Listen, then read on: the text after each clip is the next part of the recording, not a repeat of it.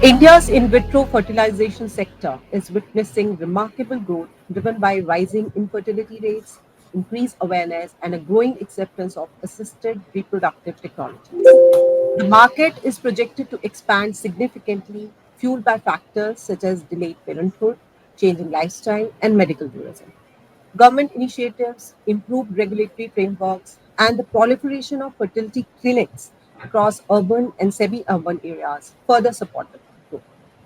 With advancements in AI driven fertility treatments, genetic screening, and cryopreservation, business opportunities are expanding for healthcare providers, pharmaceutical firms, and investors, positioning India as a key player in global IVF industry. Today, we will focus our discussion on market growth and business opportunities in Indian IVF sector. We are honored to welcome Dr. Richa Jagtap, Home Medical Director and Consultant at ART Fertility Clinic. As a distinguished expert in reproductive medicine, Dr. Jagtap possesses extensive knowledge of human reproduction and advanced strategies to overcome challenges in pregnancy. With expertise spanning endocrinology, andrology, sexual dysfunction, and assisted reproductive techniques like IVF, ICSI, she is dedicated to enhancing fertility outcomes. Her key area of interest include poor ovarian reserves, endometrial receptivity, and comprehensive quality control in IVF, making her a leading voice in advancing reproductive health care. Welcome, Dr. Richa. Thank you, Dr. Manisha, for a warm introduction, and I'm happy to be here and talking on a topic which is very close to my heart. So, Dr. Richa, what specific factors like infertility rates, awareness, affordability do you believe are contributing most to growth of IVF market in India? And are there any underrated factors that people aren't talking about? I think the most important thing that's happening is a shift. You know, with evolution, there's always something that you gain and something that you lose. And what we are seeing is our fertility is not the same as it was for our grandmothers or the generation before that.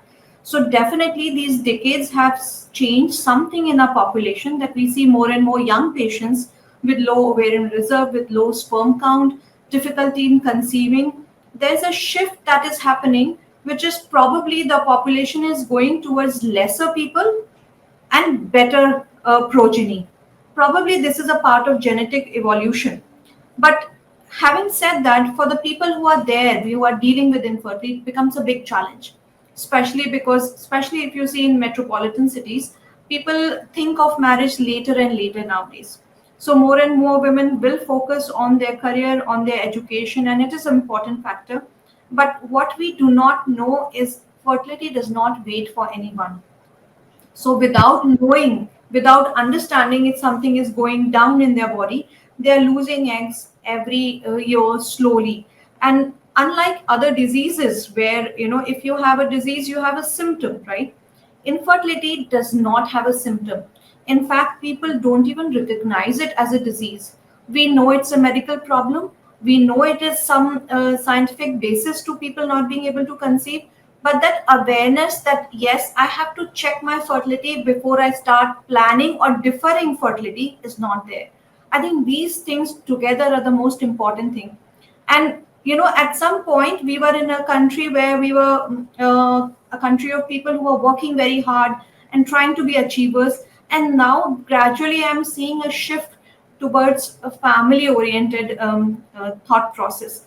Everybody has understood, especially post COVID, the importance of family and home has never been so important as before. So more and more people are choosing to have a family. They want to have children so that they can have their future, you know. And sometimes they come to this realization a little bit late. I think that's the crux of the problem. Yeah, right.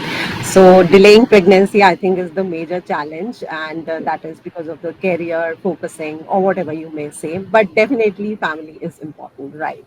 So, with the rise of medical tourism, how is India positioning itself as a global hub for IVF treatment? And what challenges do you face in attracting international patients? India is positioned at a very right place, at, as we say, opportune place, because we have all the technology and it is still available at a very lower cost compared to the Western world. And we have excellent medical education and excellent clinical practitioners. So we have the right combination of offering fertility treatment to the world. Along with it, if people want to come and travel to India, India is a broad land. You have from Kashmir to Kanyakumari, a lot of travel opportunities.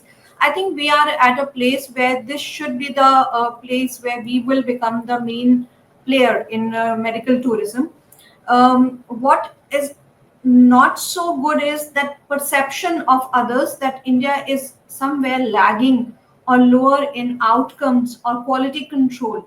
And that is where my focus is, to improve the quality control and to have the best outcomes compared to the international centers.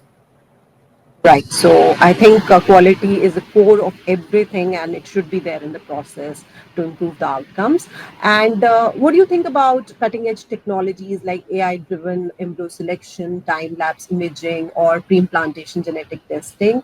And what has been the impact on success rate and patient satisfaction by these technologies? Every technology, when it comes in, it creates a lot of talk around itself, but after that we can sort it into the ones which are useful and the ones which are not useful. Like embryo scope, when it came in, we were really agog with the thought of being able to film an embryo dividing and forming a blastocyst. But later on, the studies have shown us that the implantation rates of patients who did not use embryoscope and the patients who used embryoscope are nearly the similar. And the cost of embryoscope is probably prohibitive for most patients. So that's technology which is not very commonly applied in India. On the other hand, if we look at pre-implantation genetic testing, where we are dealing with mainly an older crowd, women who are above 37 years of age up till 45, and they want to conceive with their own eggs. We know that for women, eggs are finite. And as we grow older, our eggs will grow older as well as they will reduce in numbers. So we will have more and more abnormal or aneuploid embryos. To counter this, we have pre-implantation genetic testing, where if we can check the embryo to see if it is chromosomally competent and then transfer the embryo, even a 40-year-old would have the same chance as a 35-year-old.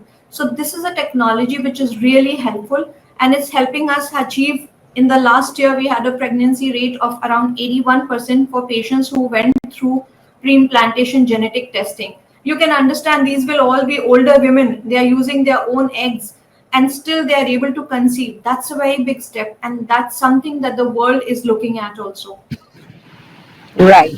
So increasing age, decreasing reserve, and leading to aneuploidy. Definitely, I think pre-implantation genetic testing helps. Rightly said, ma'am. Do you think India is keeping pace with global technological advancements in IVF, or are there gaps that need to be addressed? What role can Indian IVF centers play in driving this innovation? It's a very pertinent question, and I think and I know that India is keeping in step with the international standards. In fact, our fertility outcomes and results are much better than many other centers. But India is a vast country, and not every center will have the similar kind of outlook.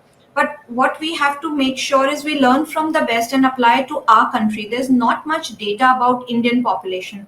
So it is important that Indian doctors, while treating patients, do not follow verbatim what has been said, but apply it to their own population, have their own research, have their own data.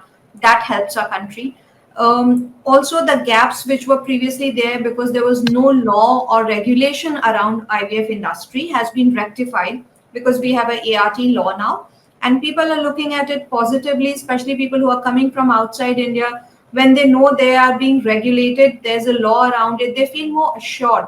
There's a margin within which we operate, and that makes patients feel very comfortable, because we have all heard stories which are not so good about IVF industry from every country. But really, if you were to ask me, we are positioned at the top of the rank when we look at the outcomes. Right. So, especially regulation and laws in place, I think definitely people will believe in India and it's a booming industry. So, what strategies have you implemented to make IVF treatment more affordable for middle and lower income groups? And have partnership with insurance companies or government schemes been effective for you? A positive outcome has been that more and more employers and companies are offering some form of insurance to their people who are looking for fertility treatment. There are also insurance companies which are offering some schemes for fertility now, which was not there earlier. Like 10 years ago, this was not the scenario. A lot of banks are offering financial schemes for patients, like on EMI or loans, to help the patients with low economic strata to also reach their goal of parenthood. When we are treating patients, we have to balance two things. We have to not compromise on the outcomes, and we have to still keep the cost down. To that effect, if we make sure that the treatment is personalized to each patient, each couple, I think that's the biggest step. With IVF, we know very commonly people hear that the side effects are ovarian hyperstimulation, having multiple pregnancies, and the babies being born preterm. If we can correct all of this, we will have much more better outcome. So if we do make sure that there's no OHSS, we personalize the stimulation, we freeze all the embryos, we do a single embryo transfer, we do a natural cycle embryo transfer rather than HRT cycle, which has more side effects. I think by all these measures, we have been able to reduce the adverse effects of the IVF to minimal. And because the adverse effects are minimal, because the mother and child are healthier, the overall financial implication also becomes much robust and much cheerful for the couples. So I feel it's all based and rooted in science. Correct. So, selection of single embryo and choosing natural cycle. These are the Right. way forward. Right. You were talking about Art Regulation Act now in place. How has it impacted your operations? Are there any area where you feel the regulations are too restrictive or too lenient? For most of us who are already following the guidelines, because the document which has now become a law has been ART bill for many years, since 1994 is been in existence. So we have been anyhow following that, and while we were working in the same perimeters of the advised guidelines, it has not really impacted our practice too much, because it has many positives to it which we were following. The only restriction is about the national board, which has to okay surrogacy, and it takes a lot of time for patients who really need it to get it across. There is restriction about use of egg donors, where how to stimulate them to get the least number of eggs possible. Now we know that the best outcomes in IVF is if we get 10 to 15 eggs from a woman, but the law says that we should have only 7 to 8 eggs retrieved from a donor, which means we are already offering a couple a cycle which is lesser than normal outcomes. So some of these clinical factors have probably not been thought through. But when you're making a big law for a country like ours, it's a mammoth task. To get it followed is a mammoth task. In that, some things will be overlooked, and we as clinicians are working towards getting it corrected. And the government sometimes is looking at it and also offering some relief for patients. Like previously, there was a clause that everybody who needs a donor egg treatment has to get an affidavit from first class magistrate. And believe me, the lines outside the magistrate's office suddenly increase a huge number.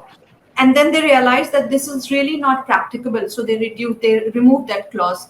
So they're actually looking at it and improving it. It is a work in progress, I'm sure.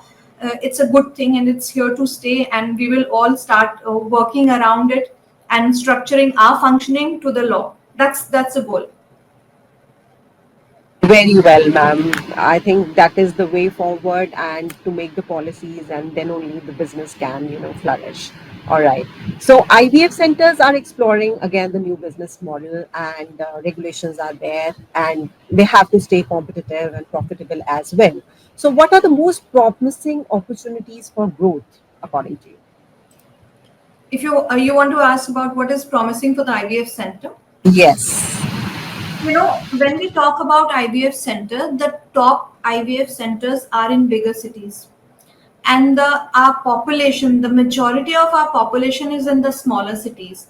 We have to have a network of referral system which helps these patients from the interior of the cities, from the villages, to be able to access healthcare in the top tier cities, so that they can still get the best treatment, but they can still be from their town and still come and get a world class treatment. That's something that we have to have a networking, where you have a top center and then you have satellite centers, and you have a robust referring system, so that patients do not get they run around the system and they run around from doctor to doctor and waste important time, which is of a lot of crux here, because fertility is a finite thing.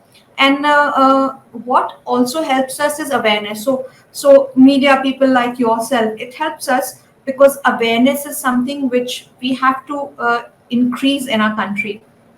This is something, fertility and sexual education does not happen still at a wide scale in our schools and colleges, and people do not understand how it has impact on their life. So awareness is the second thing which is very very important for this business model of IVF.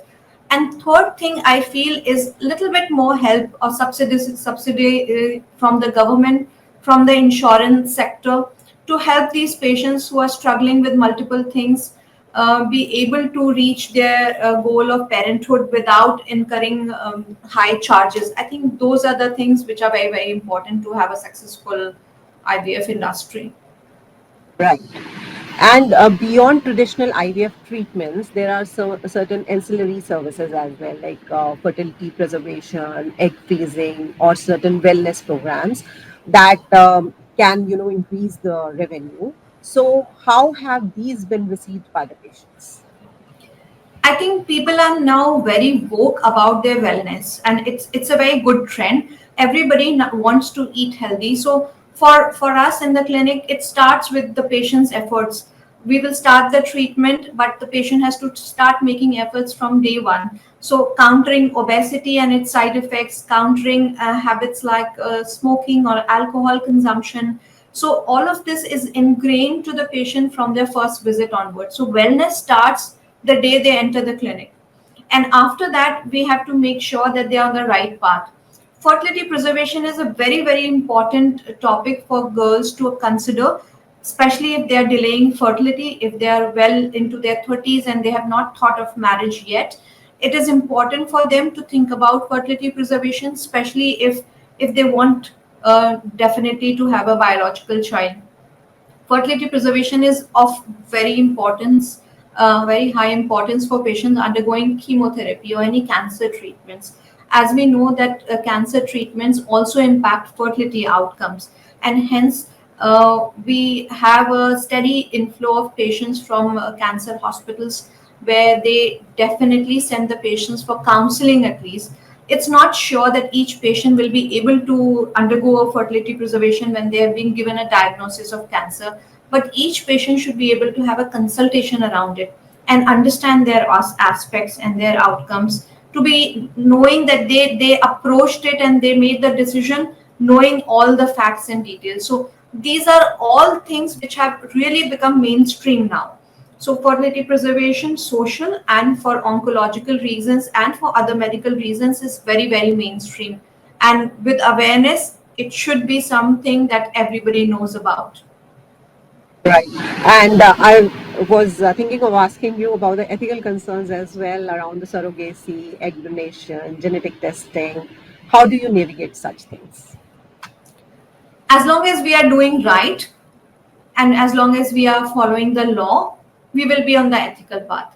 I think not to forget that we are dealing with people and not with just subjects, and science is in service of human beings. I think that is the most important thing that we have to remember, that while we bring a child into somebody's house, we have to make sure that we are not overstepping the boundaries, we are not taking advantage of anyone.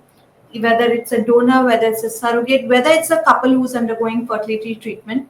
And there's not much talk about this, but I feel very strongly about right of the unborn child. So that's another ethical concern, which could be a different topic altogether. But these are the things that we have to think about every time we offer a treatment for the patient.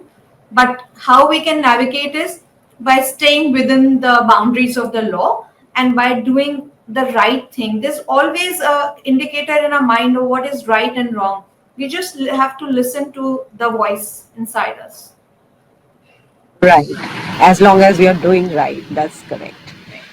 Despite the growth, IVF sector faces challenges like high operational costs, skilled workforce shortage, and patients dropouts as well. How can these be addressed? IVF is a high investment, low outcome branch. It sounds very glamorous from outsiders, but when you look at the effort and the amount of expenditure that goes in successfully running IVF lab, it's huge. But for each good or excellent IVF lab in every city, there are like probably around 15 labs which are substandard or subpar, which are just making do. I think it's important that we have standards and we stick to them, even if we not every doctor has their own IVF center. That's why there should be a robust referral system so that the patient can get maximum out of their investment and they have the best result coming in.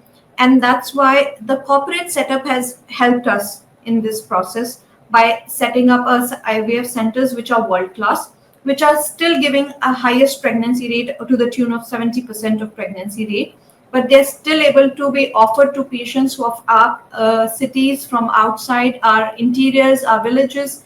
That's such a great thing that we are able to offer fertility treatment to one and all. Right. And my concluding question would be looking ahead, what do you think will be the next big disruptor in IVF industry and how can Indian IVF centers prepare for it? I think the discussion for India has to be an image building exercise for our country and for our medical science and for our medical fraternity. Because whenever I talk to people from outside countries, it's evident that that image building has suffered over the years because the government's focus has not been on medical sector so much. It has been on defense. It has been on reducing the population. It has been on multiple other things. I feel that image building is something very important. That's the major hurdle. If we have a good image in front of the world, then we are the leaders and we can be the world leaders in IVF industry. So a lot of effort from the government is needed, but I'm sure the government has to understand that population is not our only challenge. In fact, the fertility rates of India are declining. If you see from fertility rates of 3, it has come to around 1.6 or 1.7, which is a large decline, and especially in some of the metropolitan cities it's even lower. So we will be at a place where we will have a lesser workforce. So fertility rates kind of make our population stable, make a workforce generation. It comes from good fertility, so these are important considerations for the government, and this disruption can be overcome if we have a good image, if we have good clinicians, if we have a good law, and if we have good travel ease for the patients from outside. Right. So we have to work on our image building, and definitely, I believe that India is a medical tourism hub with the affordable, IVF fertility treatments available. And I believe that there is immense growth potential, and driven by the innovation and increasing demand, and of course, the strategic investment from investors and making it more accessible for the aspiring parents, we can definitely have a booming industry. Thank you so India much is for not joining only us. a good hub because it is of low cost, it's because our results are fantastic. If you compare our results with UK, Yeah, UK is still talking about 30% pregnancy rate in IVF cycles, whereas we are talking about 60% on an average up to 70% pregnancy rates. So we are really doing great work. We have to showcase ourselves. And to that effect, I think not enough research papers from our country are being generated. We are not so keen on showing ourselves off. If we do that, then the world will sit back and take notice. Thanks for correcting me. And thank you so much for joining us and giving us insights on the market revolution of IVF in India. Thank you, Dr. Our Richa. pleasure. Thank you so much. Thanks. Bye bye.